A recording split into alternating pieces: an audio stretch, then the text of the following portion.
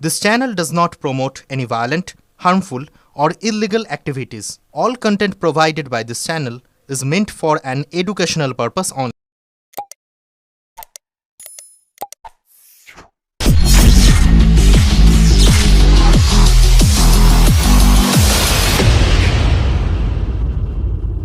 চুচুড়া ফেরিঘাটের সামনে গ্যারেজের ওপর ভেঙে পড়ল গাছ। আহত দুই, অল্পের জন্য প্রাণী বাঁচল গ্যারেজের দুই কর্মী ও লঞ্চের যাত্রীরা। গাছ চাপা পড়ে 10টি বাইক ভাঙল, উদ্ধারে দমকল পুলিশ। চুচুড়া নৈহাটি ফেরিঘাটে ঢোকার মুখে একটা প্রাচীন গাছ দীর্ঘদিন ধরে শুকিয়ে বিপজ্জনক হয়েছিল। কয়েকদিনের বৃষ্টিতে গাছ আরো বিপজ্জনক হয়ে যায়। গ্যারেজ কর্তৃপক্ষ চুচুড়া পৌরসভাকে লিখিত আবেদন জানিয়েছিল গাছ কেটে ফেলার জন্য। কয়েকবার পরিদর্শনের ছবি তোলা হয়, কিন্তু গাছ আর কাটা হয়নি। বছর দুয়েক আগে একবার গাছের ডাল ভেঙে পড়েছিল।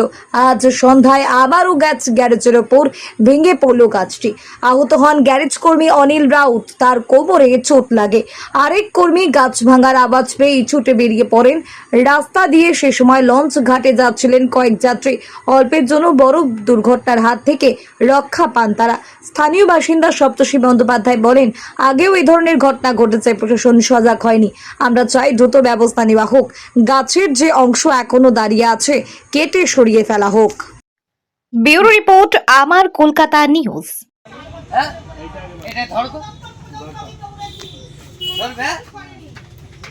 কারো কিছু ক্ষতি হয়নি তো?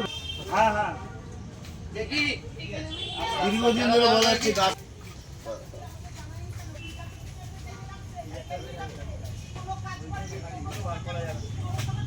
ডালটা চেপে আছে এর উপরে।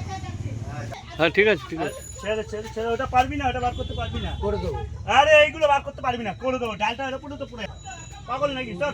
চেপতে যাবে একটু, রিক্স হয়ে যাবে। এটা বার করা যাবে না, এগুলো না, ওই ডাল না সহলে এগুলো বেরোবে না। আচ্ছা এইটাকে হ্যাঁ, এটাকে সহলে হয়ে যাবে। দেখছি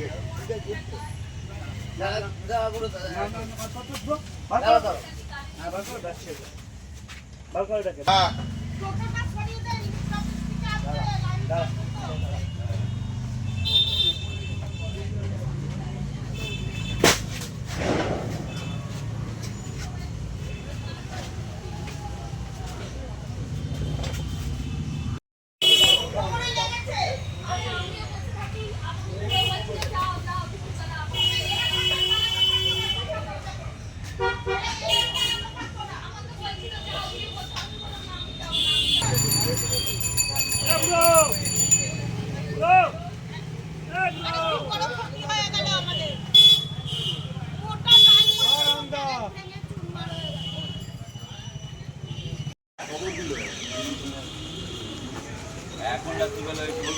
রাত্রিবেলা করতে হবে, নাহলে তো বাইরে করে যাবে, নাহলে গাড়ি বাড়ি করে কি করে?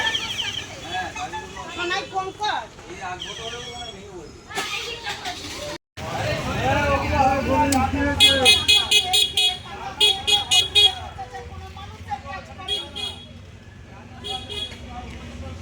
পুজোটা আগে করো, কত দূর চলে গেল।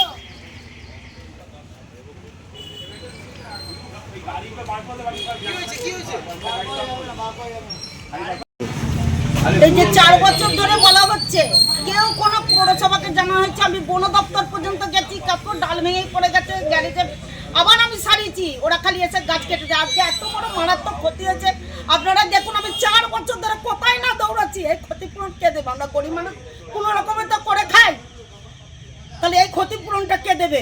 এতদিন তারা গদিতে বসেছিল, কিছু করেনি, খালি টাকা কামিয়েছে, লোকের সেবা করেনি। আজকে যদি একটা লোক মরে যেত কি হতো?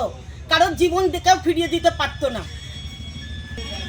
হ্যাঁ, প্রায় 8টা। কটা গাড়ি চাপা পড়েছে দেখতো?